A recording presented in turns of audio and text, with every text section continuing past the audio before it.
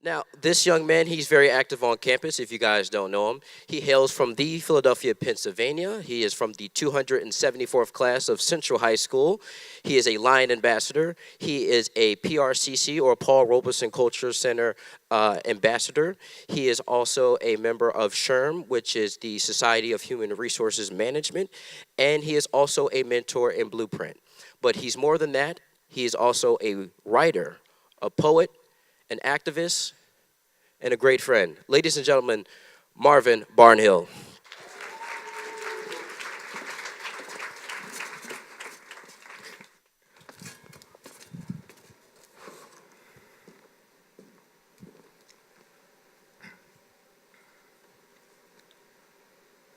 Over 200 years ago, the founders of our nation declared that all citizens would have the freedom of speech. It was not until 77 years later that African Americans would have the right to be citizens.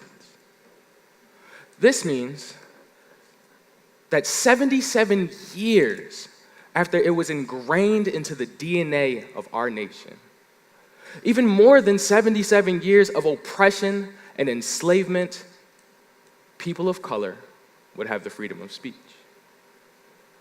Our history has made it clear that the freedom of speech is alienable, but only by those with power. Power dictates the impact that speech has. And in this country, that power is most often associated with a particular group of people. Speech cannot be free when speech has an impact. In 1968, Dr. Martin Luther King was shot and killed for exercising his rights to speak, petition, and protest, yet no suspect was convicted. People saw the impact his speech truly had, and as a result, he was silenced. In a nation built on the principles of capitalism and white supremacy, the power to impact others through speech lies most often with those who the system was designed to benefit: whites. The Pennsylvania State University is a predominantly white institution, meaning that statistically, student enrollment is overwhelmingly white. Here at University Park, of the over 46,000 undergraduate students, about 30,000, or 62%, are white. If a portion of this population were to use their speech in order to promote the ideals of white supremacy, it would impose an incredible cost on the emotional stability of students of color on this campus and the integrity of this institution.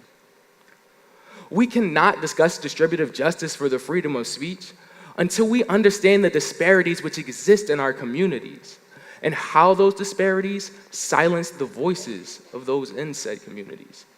Nor can we protect the right to radical expression without acknowledging the intangible costs associated with it. The cost of free speech is at the expense of the safety and well-being of students of color on this campus, one of the few expenses Penn State cannot afford. This is not to be confused. Right-wing extremists are well within their rights as citizens of this country. But these rights were given to them by a group of men who didn't even acknowledge the basic humanity of people of color. The alt-right, they're only playing the cards they were dealt. The issue is, white supremacy is the dealer, and we're playing by the house rules. No longer can we compare the pain speech can cause to sticks and stones, because speech has the power to open wounds that no Band-Aid, no apology, and no time can heal.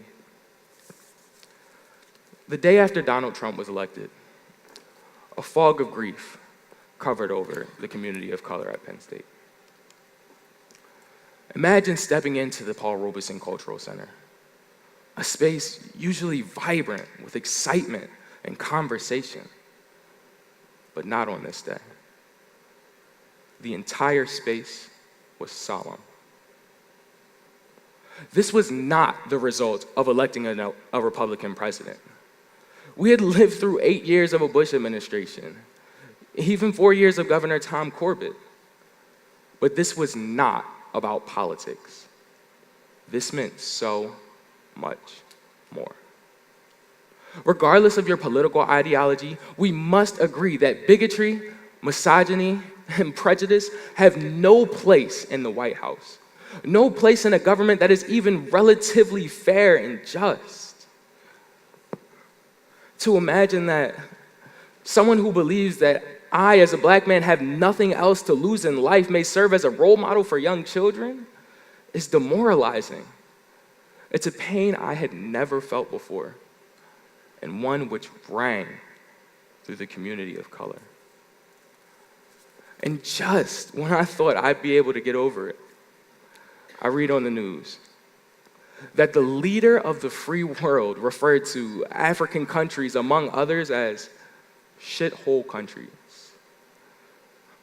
My heart dropped to my stomach as I tried to catch my breath.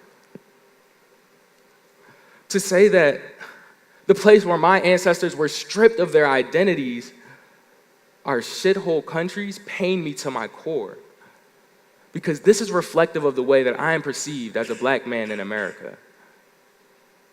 And the worst part is, Donald Trump is not alone in this perception. Pride in one's culture is something that I and many others have been denied. This is a privilege that I hope every individual who can takes advantage of. But there is a fine line between pride and prejudice. Speech has the ability to impact an infinite audience in the matter of seconds. And no longer can we allow the piercing impact of speech to affect the Penn State community. You, I, and every individual on this campus have the power to change the direction of this discourse. Imagine you attended a predominantly black institution, and on your way to class, you see groups of students rallying to assert their dominance as a race. And then when you finally sit down in class, you look around.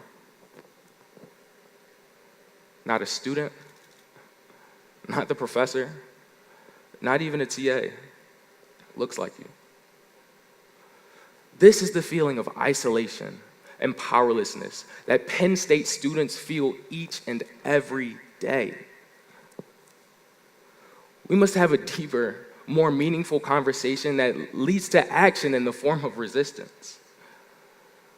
It's time that we show that we are truly all in, and we acknowledge the cost of free speech.